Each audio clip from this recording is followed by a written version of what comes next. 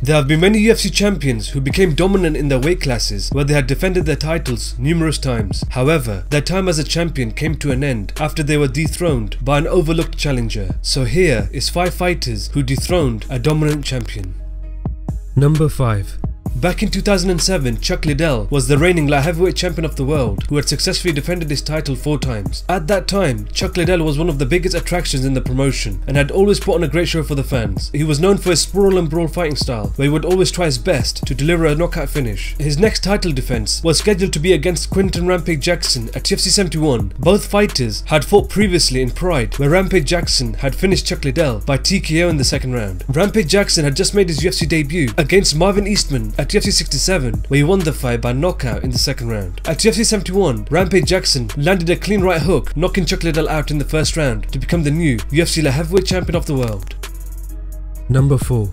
At UFC 80, BJ Penn defeated Joe Stevenson by a rear naked choke to become the new UFC lightweight champion. He went on to defend his title against Sean Sherk, Kenny Florian and Diego Sanchez. His dominant performances inside the octagon had many say that he would hold on to the title for a very long time. His next title defense was scheduled to be against Frankie Edgar at UFC 112. Frankie Edgar had put together a record of 6-1 in the UFC and last defeated Matt Veach by a rear naked choke in the second round at the Ultimate Fighter 10 finale. Many had thought that Frankie Edgar didn't stand a chance against BJ Penn and that BJ Penn would dominantly win the fight. At UFC 112, Frankie Edgar used his quick movement using his striking to set up takedowns to win the fight by a unanimous decision, becoming the new UFC lightweight champion of the world.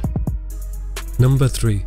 When the WEC merged with the UFC, then reigning WEC featherweight champion Jose Aldo was promoted as the UFC featherweight champion. Since making his debut in the UFC, Jose Aldo went on to defend his title 7 times against the top featherweights at that time. He had looked so dominant that it was difficult to see him lose his title. His 8th title defense was scheduled to be against Conor McGregor at UFC 189. Conor McGregor had put together a record of 5-0 in the UFC and last defeated Dennis Silva by TKO in the second round at UFC Fight Night 59. Leading up to UFC 189, a rib injury forced Jose Aldo out of the contest just 2 weeks from the event. Chad Mendes stepped in on short notice to face Conor McGregor for the interim UFC featherweight title. At UFC 189, Conor McGregor defeated Chad Mendes by TKO in the second round to become the interim UFC featherweight champion. The unification bout between Conor McGregor and Jose Aldo was set for UFC 194, where in the fight, Conor McGregor knocked out Jose Aldo in just 13 seconds of the first round to become the new UFC featherweight champion of the world.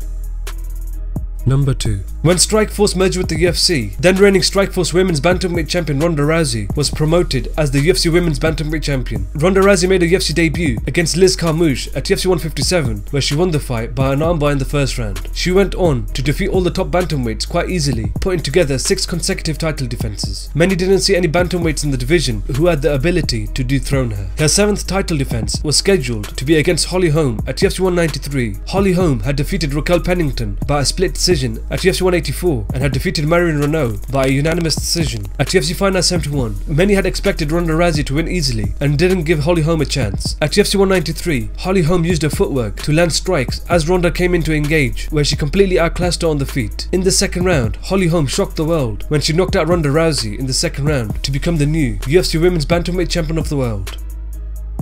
Number 1. Anderson Silva made his UFC debut against Chris Lieben at UFC Fight Night 5, where he won the fight by knockout in the first round. He was next given the title shot against then UFC middleweight champion Rich Franklin at UFC 64, where he won the fight by knockout in the first round to become the new UFC middleweight champion of the world. Anderson Silva went on to defend his title 10 times against the top middleweights at that time. He had looked untouchable inside the octagon, where he would finish his fights in a spectacular way. He finished Vitor Belfort by a front kick knockout at UFC 126. He defeated Charles Sonnen, pulling off a late round submission in a fight that he was losing, and had easily knocked out former UFC lightweight champion Forrest Griffin at UFC 101. His 11th title defense was scheduled to be against Chris Weidman at UFC 162. Many had believed that it would be another highlight reel finish for Anderson Silva and didn't give Chris Weidman any credit for the skills he had. In the fight, Chris Weidman was able to secure a takedown and was able to do damage in the first round. In the second round, Anderson Silva was clowning around, mocking Chris Weidman. Chris Weidman then threw a flurry of punches, clipping Anderson Silva with a left hook, dropping him to the canvas, where he rained down punches, finishing the fight by TKO, becoming the new UFC middleweight champion of the world.